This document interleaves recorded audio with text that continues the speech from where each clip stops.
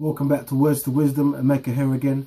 Yeah, I'm just here to do another short video about something I've just been thinking about today. I had a conversation with somebody and it was basically about an article I wrote a few years ago about young people living a double life. And so that got me thinking about a few years ago when I was at Wolverhampton speaking at a gangs intervention conference.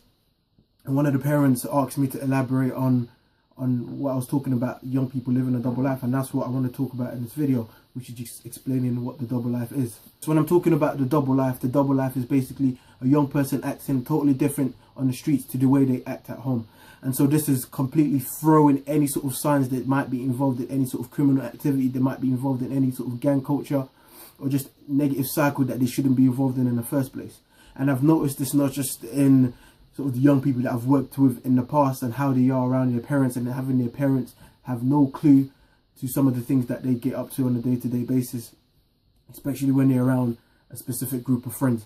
So that's basically what the double life is. It's just the art of fooling everybody else, all the adults in their life, and acting totally different, acting innocent, saying all the right things, probably saying hello, being very polite, but at the same time, you know, being involved in a lot of destructive activities that could then impact their life or people around them. And then sometimes you might hear in the news, or when somebody has been fatally stabbed, or whether there's been an incident or not, you know, some of the parents or family members of either for the victim or the perpetrator might come out and say that, you know, they never knew that their child was involved in this type of lifestyle, or they sort of at that point in time still don't believe, you know, that their child was involved in this type of lifestyle. And a lot of the times, you know, there are innocent people that are caught up in sort of stabbings when they're victims, but at the same time, there are victims who live in this lifestyle and knew the consequences, knew the dangers of the lifestyle that they were living. But the difference is, what we're talking about here is that the people that their loved ones did not know that they were involved in this type of lifestyle. So when this incident has happened, if they're, for instance, if they're a victim, it's hard for them to take and understand, you know, why their son or daughter was a victim to this lifestyle. And so when I was at this conference in Wolverhampton, one of the parents asked me, is like, how do I make sure that my child is not involved and telling me everything that I need to hear at home but acting totally different outside? And so one of the first things that came to my mind is a very old quote that was told to me a very, very long time ago. And it's simple as this, and it's something that I used heavily when I was writing my book as well, which is, no one person can do everything, but everyone can do something. And so for me, what that meant and how I was able to explain what that meant at that conference was, for instance, when I say everyone, I'm talking about the uncle who sees his nephew heading down the wrong path, but says nothing. Like I said in the earlier video, it's all about the process of sharing knowledge. He might have noticed something that the parents or the family, the closest family who live with that young person, hasn't seen yet.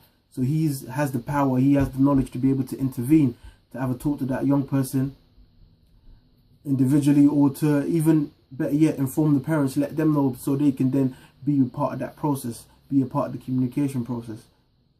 So when I say everyone, I'm talking about the aunt who sees her 14-year-old niece 4 o'clock in the morning when she's already told her parents she's going to be at a friend's house. So now that aunt has made a pact with her niece to not tell her parents. If she really wants to make an impact on her niece's life, she needs to do right by her by giving her the proper advice, telling her to be at home and informing the parents so they can be involved and know what her daughter's doing, what their daughter's doing. When I say everyone, I'm talking about the parents who need to pay the closest attention to what their children and young people are doing. We're all chasing this financial freedom, chasing this financial stability. Parents are working hard, working long hours to put food on the table, to make sure the light stays on, to make sure the house stays warm. But one of the biggest and most important jobs, which is nurturing and making sure our young people grow as mature adults and go down the right path, doesn't get as much attention as it should, because again, like I said, chasing this financial stability, making sure that the essentials are there for them. Understanding that you can't cure what you don't know you have. Talking about socialization, when I was speaking to this mother about the double life, she asking me all these questions, and I said socialization plays another big part. What their peers are, who their peers are, what friends they keep. My younger brother, who's 14 years old, wants me to convince my mum to let him go to a friend's house. And I said to him, nobody was there to convince her for me when I was 14, because what I had to do was to make sure that every friend that I had, the people that I call my real friends, that she knew who they were able to come to the house and greet my mum and say, this is who I am, this is where I live. So then the process of me going to their house becomes easier because she knows exactly who they are, she knows who their parents are. So this is my mum paying close attention to the people that I had around me. It's the same advice that I'm giving to my younger brother. Not just for mum, now I need to know, because I need to keep track of who your friends are, because I know what it's like out there. Having the wrong type of people around you can be the fastest way for a young person to go down the wrong path. So this is what I'm talking about, living a double life, making sure that we pay close attention to what our young people are doing. When I say everyone, I'm talking about the young people themselves, who need to take the ultimate responsibility for their actions, understanding that if I do this, this is the consequences of my actions. You can learn from what I tell you, you can learn from what your parents tell you, you can learn from what your teachers tell you. Not everyone learns from hearing. A lot of people have to make their own mistakes before they learn. Some people make minor mistakes, then they learn. Some people make a big mistake, but then it's too late. So you need to figure out which path you're going to take as a young person. So this is what I'm talking about, double life. And I just wanted to share that quickly with you guys. And one thing I want to make sure that you leave with this video is that no one person can do everything, but everyone can do something.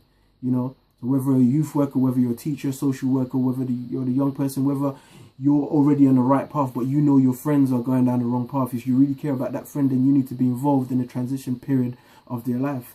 You can be the positive influence, the positive peer pressure that we're talking about. You know, because a lot of the times we're talking about peer pressure, we're talking about negative peer pressure. Why don't you become the positive peer pressure to lead those friends or family members, whoever it may be, away from some of the things that is detrimental to their lifestyle, the detrimental that can possibly put their life to an end or somebody else's life to an end.